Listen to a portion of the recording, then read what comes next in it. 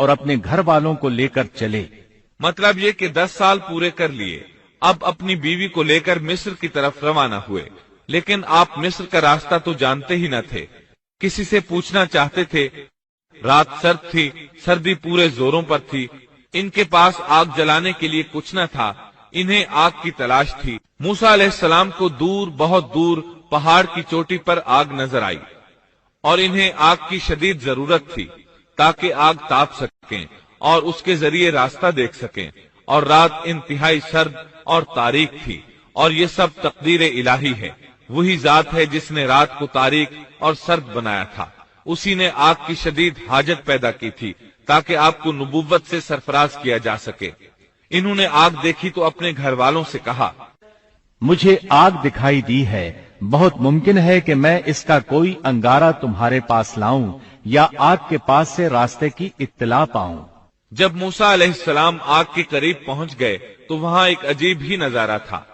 कुरान करीम ने और भी कई मंजर बयान फरमाए हैं, लेकिन ये मंजर उन सब से अनोखा मंजर था। ये आग नहीं थी, बल्कि एक बहुत बड़े कांटेदार दरख्त के अंदर से नूर निकल रहा था, या यूं कह लें कि दरख्त से आग के शोले निकल रहे थे। मूसा अलैहिस्सलाम बहुत हैरान हुए। जरा और करीब हुए तो दरख्त और ज्यादा मुनव्वर नजर आया। फिर इंतहाई करीब चले आए, तब उस दरख्त में से आवाज सुनाई दी। ये आवाज अल्लाह सुब्हानहू व तआला और एक इंसान के दरमियान बराह रास्त खिताब था। इस जैसे खिताब की मिसाल और कहीं नहीं मिलती। जब वो वहां पहुंचे तो आवाज दी गई, ऐ मूसा, यकीनन मैं ही तेरा परवरदिगार हूं। तू अपने जूते उतार दे, इसलिए कि तू पाक मैदान तुआ में है और मैंने तुझे मुंतखब कर लिया है। अब जो वही की जाए उसे कान लगाकर सुन। बेशक मैं ही अल्लाह हूं, मेरे सिवा कोई इबादत के लायक नहीं। बस तू मेरी ही इबादत कर और मेरी याद के लिए नमाज कायम रख। क़यामत यकीनन आने वाली है जिसको मैं पोशीदा रखना चाहता हूं, ताकि हर शख्स को वो बदला दिया जाए जो उसने कोशिश की हो। बस अब उसके यकीन से तुझे कोई ऐसा शख्स रोक न दे जो उस पर ईमान न रखता हो और अपनी ख्वाहिश के पीछे पड़ा हो, वरना तू हलाक हो जाएगा।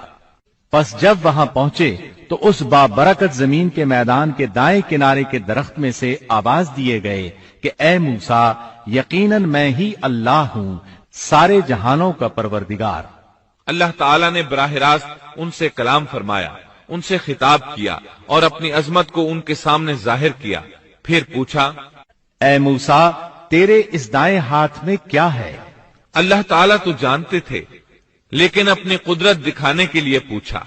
मूसा अलैहिस्सलाम ने जवाब दिया कि ये मेरी लाठी है, इस पर मैं टेक लगाता हूं और इससे मैं अपनी बकरियों के लिए पत्ते झाड़ लिया करता हूं, और भी इसमें मुझे बहुत से फायदे हैं।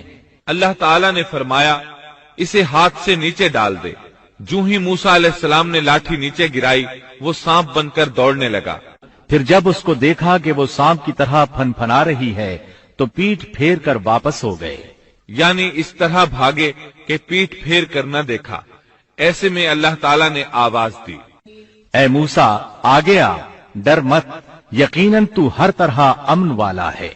फरमाया, बेखौफ होकर इसे पकड़ ले, हम इसे उसी पहली सी सूरत में दोबारा ला देंगे। यानी इसे दोबारा लाठी बना देंगे। मूसा अलैहिस्सलाम वापस पलटे, उसको दुम से पकड़ा तो वो फिर लाठी बन गई।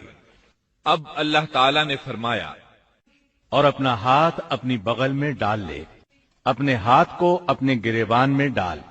दोनों जुमलों का एक ही मतलब है कि अपने हाथ को कपड़े के नीचे से दाखिल करके अपनी बगल तक ले जा। मूसा अलैहिस्सलाम ने ऐसे ही किया। जब हाथ बाहर निकाला तो वो इस तरह चमक रहा था जैसे सूरज। उनके हाथ से नूर अजीम निकल रहा था। अल्लाह ताला सूरह तौहा आयत 22 में फरमाते हैं, और अपना हाथ अपनी बगल में डाल ले तो वो सफेद चमकता हुआ होकर निकलेगा, लेकिन बगैर किसी ऐब और रोग के। ये दूसरा मौजिजा है। दूसरे मकाम यानी सूरतुल कसस आयत 32 में है, अपने हाथ को अपने गिरेबान में डाल, वो बगैर किसी किस्म के रोग के चमकता हुआ बिल्कुल सफेद निकलेगा। और जब हाथ को दोबारा बगल में ले जाओगे तो रोशनी खत्म हो जाएगी। یعنی ایک بار ہاتھ بغل میں دو گے تو روشن ہو کر باہر نکلے گا، اور جب دوسری بار ہاتھ بغل میں لے جاؤ گے تو روشنی چلی جائے گی، اور یہ اللہ تعالی کی طرف سے معجزہ ہوگا۔ سورۃ القصص آیت 32 میں ہے۔ اور خوف سے بچنے کے لیے اپنے بازو اپنی طرف ملا لے، یعنی جب تو خوف و خطرہ محسوس کرے، تجھے کوئی دھمکی دے اور تجھے کوئی خوف محسوس ہو تو اپنا ہاتھ اپنی طرف ملا لینا، خوف جاتا رہے گا۔ حافظ ابن کثیر رحمت اللہ علیہ فرماتے ہیں کہ موسیٰ علیہ السلام کی اقتداء میں جو شخص بھی گھبراہٹ کے موقع پر اپنے دل پر ہاتھ رکھے گا تو اس کے دل سے خوف جاتا رہے گا یا کم از کم ہلکا ہو جائے گا انشاءاللہ۔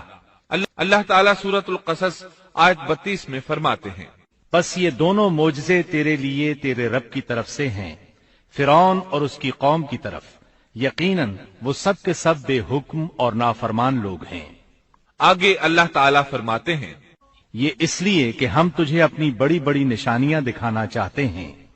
اس کے بعد سورہ طٰہٰ آیت 24 میں یہ حکم ملتا ہے، اب تو فرعون کی طرف جا، اس نے بڑی سرکشی مچا رکھی ہے۔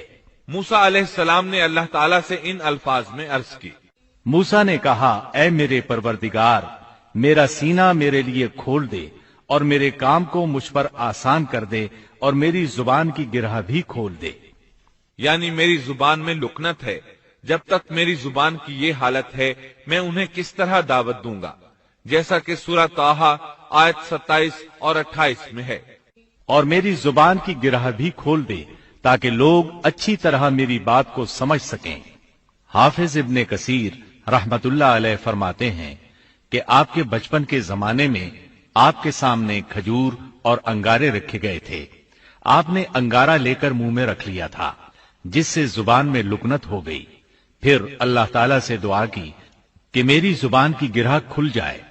موسیٰ علیہ السلام کے اس ادب کو دیکھیے کہ صرف حاجت کے بقدر سوال کیا، یہ نہیں کہا کہ میری زبان بالکل صاف ہو جائے، بلکہ اتنا کہا کہ میری زبان کی گرہ کھل جائے تو لوگ میری بات سمجھ لیں۔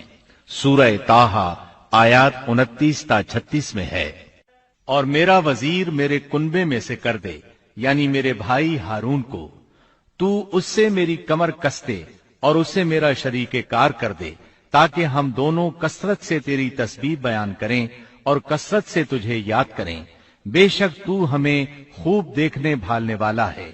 اللہ تعالیٰ نے فرمایا، موسیٰ تیرے تمام سوالات پورے کر دیے گئے۔ اللہ نے سچ فرمایا ہے کہ موسیٰ علیہ السلام اللہ کے پاس بڑے آبرودار تھے۔ اس طرح موسیٰ علیہ السلام کی سفارش سے اللہ تعالیٰ نے ہارون علیہ السلام کو نبوت عطا فرما دی۔ اس موقع پر موسیٰ علیہ السلام نے جو کہا سورۃ القصص آیت 33 تا 35 میں آتا ہے، موسیٰ نے کہا، پروردگار، میں نے ان کے ایک آدمی کو قتل کیا تھا، اب مجھے اندیشہ ہے کہ وہ مجھے بھی قتل کر ڈالیں گے، اور میرا بھائی ہارون مجھ سے بہت صاف زبان والا ہے، تو اسے بھی میرا مددگار بنا کر میرے ساتھ بھیج دے کہ وہ مجھے سچا مانے، مجھے تو خوف ہے کہ وہ سب مجھے جھٹلائیں گے۔ اللہ تعالیٰ نے فرمایا، ہم تیرے بھائی کے ساتھ تیرا بازو مضبوط کر دیں گے اور تم دونوں کو غلبہ دیں گے، فرعون کے لوگ تم تک پہنچ ہی نہیں سکیں گے، ہماری نشانیوں کے سبب تم دونوں اور تمہاری فرمانبرداری کرنے والے ہی غالب رہیں گے۔ موسیٰ علیہ السلام نے سفر طے کیا اور فرعون کی طرف چلے آئے۔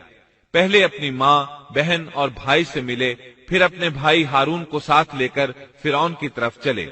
آپ نے دستک دی تو دربانوں نے آپ کو واپس لوٹا دیا۔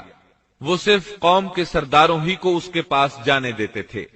انہوں نے موسیٰ علیہ السلام سے کہا، واپس چلے جاؤ۔ تب موسیٰ علیہ السلام نے فرمایا، انی رسول، میں تو قاصد ہوں، پیغام لے کر آیا ہوں۔ اب قاصد تو دوسرے بادشاہوں کے ہوتے تھے، انہیں تو اندر جانے دیا جاتا تھا، چنانچہ دربانوں نے آپ کو بھی اندر جانے دیا اور وہ آپ کو پہچان نہ سکے، لیکن فرعون نے انہیں پہچان لیا۔ یہ منظر قرآن کی بہت سی آیات میں بیان ہوا ہے۔ سبيل الدموع سبيل مريح تنهد يا صاحي كي تستريح وبث الدعاء الخفي الصريح يسعى